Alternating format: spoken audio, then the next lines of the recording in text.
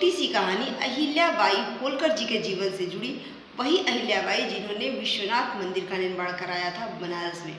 चलिए उनकी एक छोटी सी ममता की कहानी मैं बताती हूँ।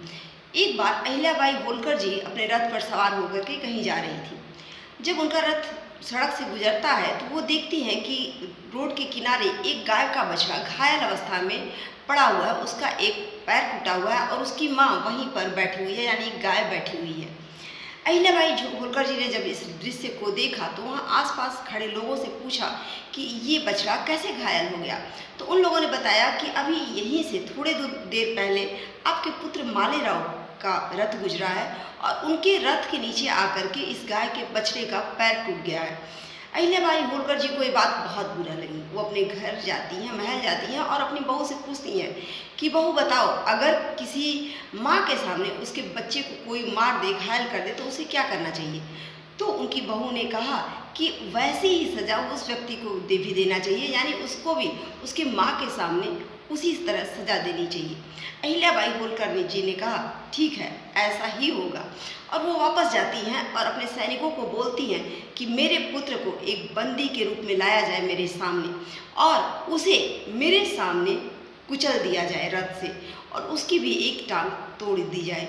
ये सज़ा जब सारे दरबारी सुनते हैं तो बहुत ज़्यादा डर जाते हैं कि ऐसा कैसे हो सकता है, एक राजकुमार को इतनी बड़ी सज़ा कैसे दी जा सकती है।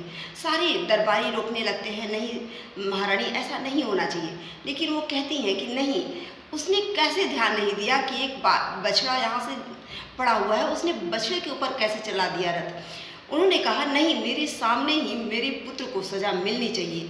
लेकिन कोई भी तैयार नहीं हो रहा था रथ का सारथी बनने के लिए, जिस रथ के नीचे उनके बेटे को कुचला जाएगा। महारानी अहिल्याबाई होलकर जी ने कहा कि जब कोई तैयार नहीं हो रहा था तो वो खुद रथ पे सवार हो गई और उन्होंने बोला कि मैं खुद अपने बच्चे को सज़ा दूंगी, मालेराव को। लेकिन कहा जाता है कि वो जो गाय थी वो गाय खुद वहाँ पर खड़ी हो गई और उस गाय ने उनके रथ के सामने रोका और ऐसा लग रहा था कि जैसे वो गाय कह रही है कि माफ़ कर दीजिए, मैं नहीं चाहती कि जिस तरह से मेरा बच्चा घायल हुआ है आपका भी बच्चा घायल हो। और इस तरह से बार बार वो गाय आड़े आ रही थी, इसीलिए आज भी उस जगह का नाम आड़े बाजार कहा जाता है। तो इस तरह से हम देख सकते हैं कि अहिल्याबाई होलकर एक जानवर के लिए भी कितनी ममता उनके अंदर थी कि गाय के बछड़े के लिए अपने पुत्र को भी बलि देने के लिए तैयार थी।